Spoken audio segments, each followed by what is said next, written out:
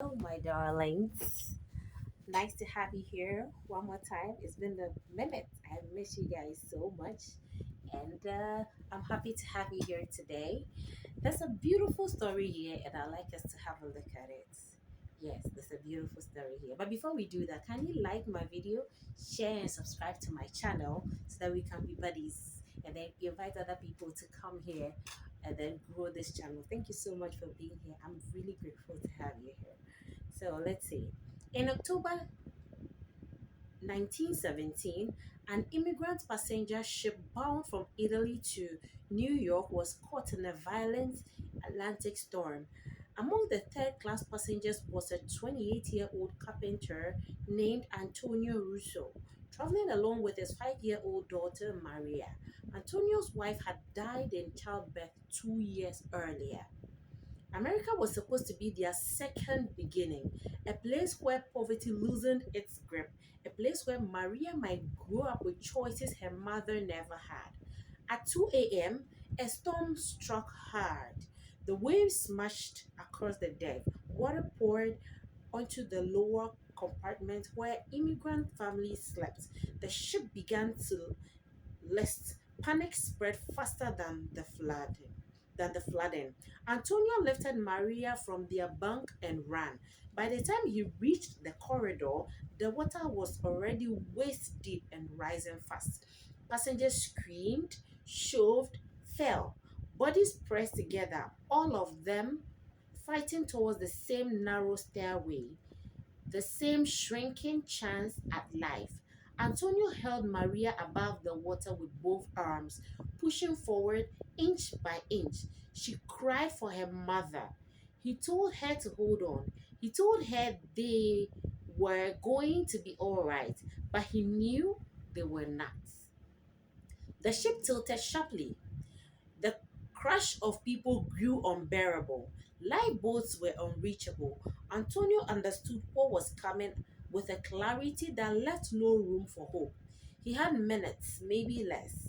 He spotted a broken porthole on the deck, shattered by the storm. It was open directly to the ocean.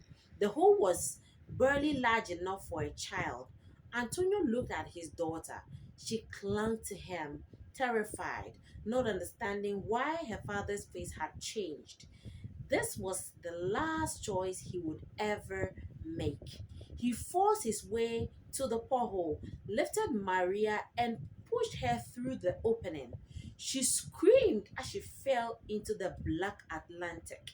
Antonio leaned out, shouted with everything he had left, "Swim, Maria! Swim to the lights!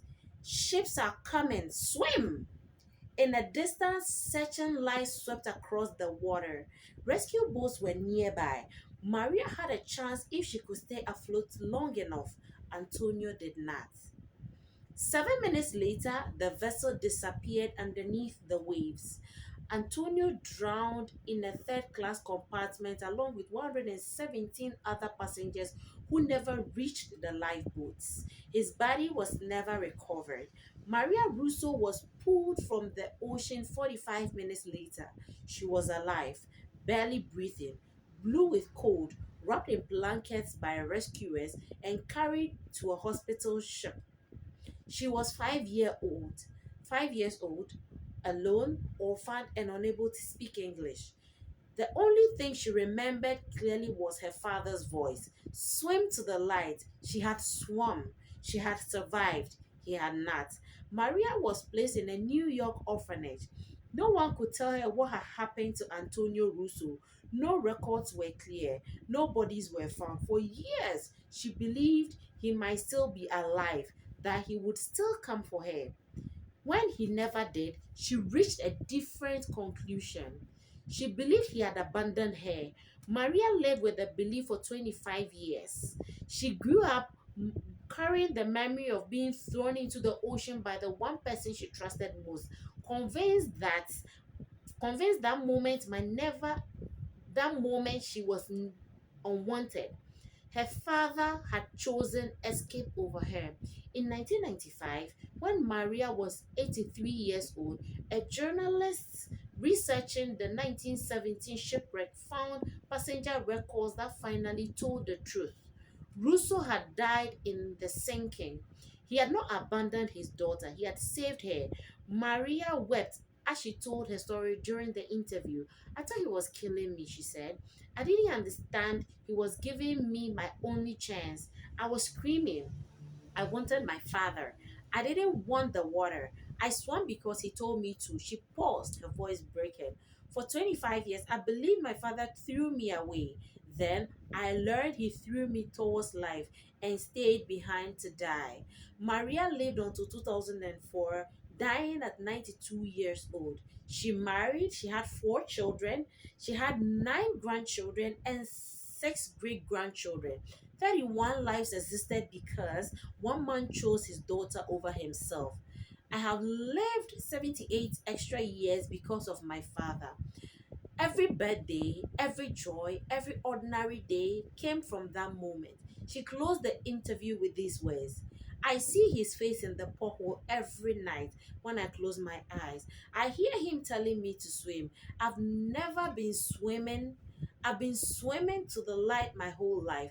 I hope he knows I lived well. I hope when I die, I see him again and I can finally tell him, thank you.